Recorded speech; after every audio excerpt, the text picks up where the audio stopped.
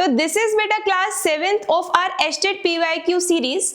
इससे पहले हम 6 क्लासेस कर चुके हैं, आई होप आपने वो भी कवर कर ली होंगी, और अगर आपने नहीं की है तो आप चैनल पे विजिट कर सकते हैं, वहां पे पूरी प्लेलिस्ट बनी हुई है एस्टेट पीवाईक्यू सीरीज करके। लास्ट क्लास में हमने क्या किया था, 120 क्वेश्चन तक डिस्कस किया था। चलो अब आगे हम डिस्कस करते हैं। ये सिंपल सा फॉर्मूला ही पूछ रखा है केटीजी का, that from the kinetic theory of gases the number of bimolecular collision per second per unit volume among the molecule given species is, तो आप इजीली कर सकते हो इसको, सीधा डायरेक्ट फॉर्मूला ही पूछ रखा है, आपको ये याद रखना है, 2-3 बार पूछ चुका है इस सवाल को, तो आप इसको लर्न रख लेंगे फॉर्मूले को।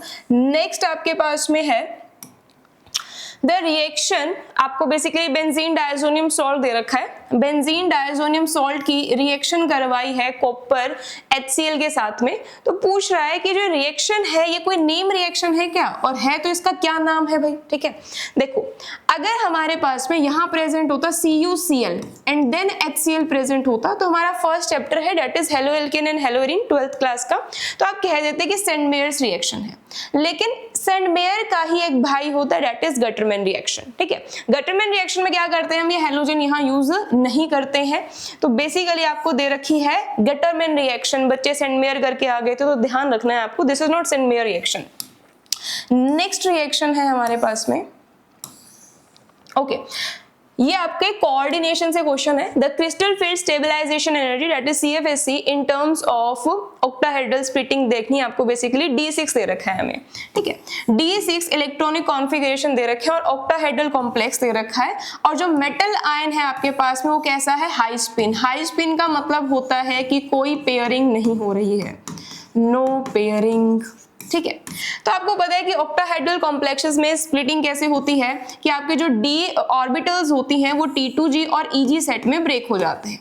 तो दिस इज आर T2G, और यहाँ आ जाएगा आपके पास में 2 ऑर्बिटल जिसको हम कह देते हैं EG।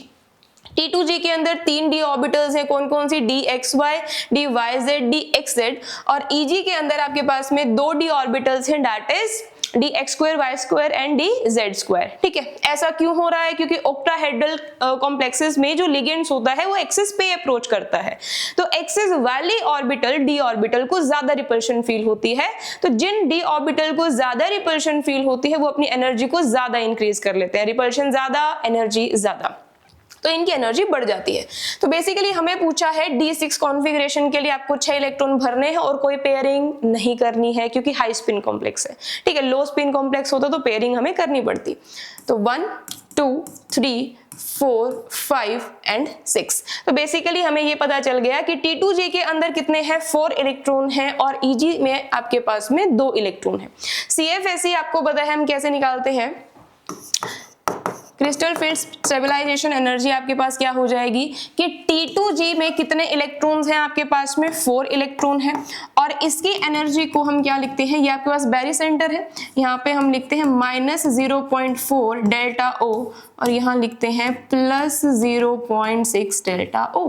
ठीक है, तो इसको मल्टीप्लाई कर दोगे आप किससे, -0.4 से, प्लस आपके पास आ जाएगा 2 इलेक्ट्रॉन है हमारे EG के अंदर, और EG के अंदर हम किससे मल्टीप्लाई करते हैं, 0.6 से मल्टीप्लाई करते हैं, तो यहाँ आंसर आ जाएगा आपके पास में -1.6 प्लस 1.2, आंसर आ जाएगा -0.4। माइनस का मतलब है कि ओवरऑल एनर्जी रिलीज ही हुई है, अगर कॉम्प्लेक्स बना है तो ऑब्वियस सी बात है ओवरऑल एनर्जी रिलीज ही हुई होगी, तो आंसर आपके पास क्या आ जाएगा, 0.4।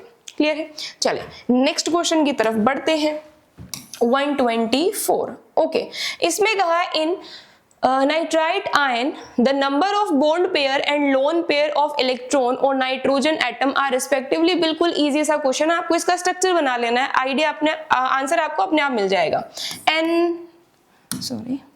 NO3 नेगेटिव है आपके पास, नाइट्रोजन जर्नली कितने बॉन्ड बनाता है, 3 बॉन्ड बना लेता है मैं मजे में, डबल बॉन्ड बना रहा है ऑक्सीजन के साथ में। एक ऑक्सीजन ऐसा है जिसके ऊपर आप नेगेटिव चार्ज लगा सकते हैं, तो इसकी भी वैलेंसी पूरी हो गई है। ठीक है, अब नाइट्रोजन के पास बचता है एक लोन पेयर, जब वो 3 बॉन्ड बना लेता है ना। अब एक ऑक्सीजन भी रहता है, ऑक्सीजन के साथ में क्या करता है, कोऑर्डिनेट बॉन्ड बना लेगा। इसका मतलब this lone pair are used up in bond formation, ठीक है। तो इसका मतलब कोई भी आपके पास में लोन पेयर तो प्रेजेंट है ही नहीं मैम, ये तो 0 है।